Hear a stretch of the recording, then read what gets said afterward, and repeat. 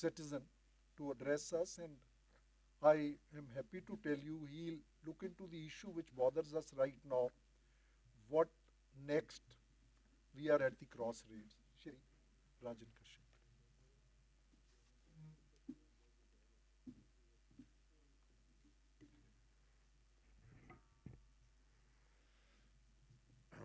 Mr. Justice Liberhan, the organizers of the Kirti Kisan Forum, and distinguished audience. It is a privilege to be with you and with the experts who are on the dais. I will very briefly confine myself to a single item. Everyone knows, and it has been elaborated, what the crisis is, the problems are, what the farm laws are going to lead to, and how it's going to impact everybody. I would only go by a single target in what I'm going to speak, and I'll try to be as brief as it is possible. How can this movement reach out better? As important as the message is its communication. So I'd like to confine myself to how we can communicate better. Our interest is not in justifying everybody is like-minded over here, but to move the right institutions, authorities for practical action. So can we do something on that? And I will just very briefly mention what I think the forum's role can be. We are here today. We pledge our solidarity with the farmers, fine, goes without saying. In whatever shape we can contribute, we are all happy. I am very happy to make contribution, cash, kind, whatever. More important thing is, can this forum make an effective presentation? Now, before we start that, we have to see what is the case. Whenever there is a debate, always take the side of the opposition. What does the opposition? Here, the government. What is the case of the government? Number one, that the existing agriculture system needs reform on various grounds. Why? Because it's inefficient. It is incentivizing wheat and rice, and by that means it is environmentally detrimental. Then the government's case is that the present agricultural system is not able to conform to the WTO regime, World Trade Organization, and also that there is exploitation by middlemen. Considering this, the government says, involve private business to fulfill the potential of the agricultural sector. The government further says that the laws are best for the farmer. The government says the laws will serve as a framework for reform. And lastly, it says that the majority of citizens in the country are going to benefit. That's briefly what the government is saying. What is the status of the movement today? Let us be very objective and realistic. What's the situation on the ground? The protest against the farm laws is sustaining itself. It is enlarging. But the series of talks have been inconclusive. The government has offered to suspend the operation of the laws for 18 months and also assured that minimum support price will stay. Very important in the context what I am speaking. There is a media blitz against the movement. Let us be clear in our mind. Sitting here, we may justify ourselves, but nationwide, the concerns are not known. And somehow there is a studied silence of the media. The media is under external controls. That is why very few television channels are showing even what happened. Only one single important channel I saw, I think NDTV Hindi, which was showing the women's participation on Women's Day and highlighting that.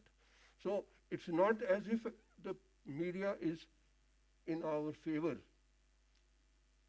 There is right now the status, there is attrition, and there is stalemate at present.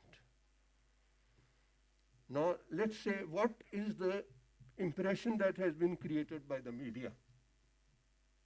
First, that the demonstrations, protests are mainly by affluent farmers of Punjab and Haryana. Let's be realistic. This is what the country might be thinking.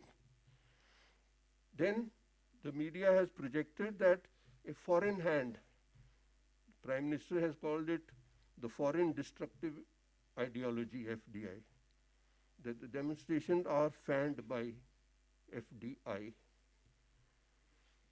The other perception through the media is that the government has already conceded quite a lot. Some people say, what else do they want? We have already considered, you have considered more than was necessary. And the media says movement may peter out on its own. So let the battle of attrition continue. Realistically, this is the background.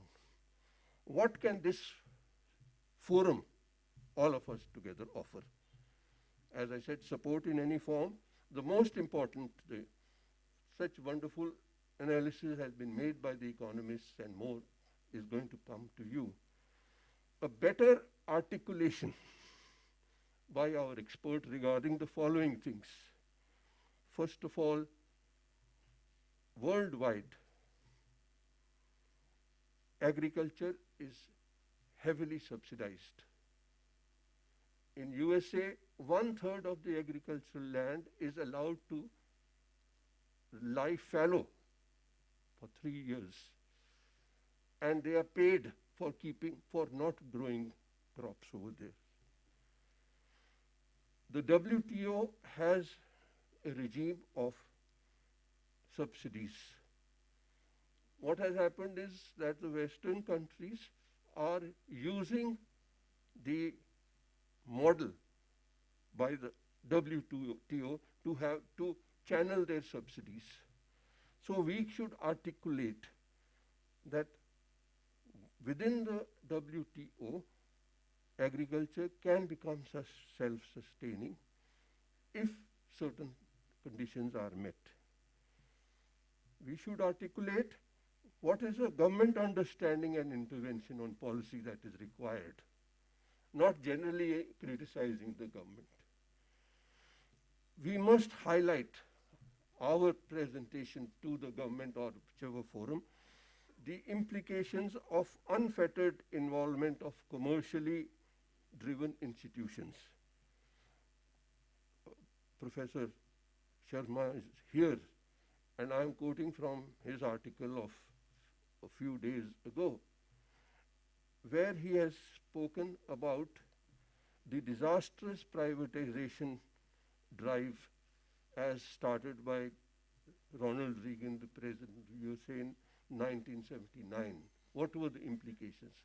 Pauperization of the farmer, the possible impoverishment of small farmers by forces unleashed by industry. All these things may be put across. Last week, there was another article, again, I was able to study some because I was to speak to you. The policy which has been just initiated by Spain, where they say the cost of production should determine the market price, and you cannot sell at less than the market price. Can we think of that? Can we talk about Professor Swaminathan's report, and we should accept that crop diversification as proposed by Professor S.S. Johal is essential, but it is a part of an integrated plan, not diversification by its own. So we should highlight that our movement is against unilaterally designed half-baked policies, not against reform as such.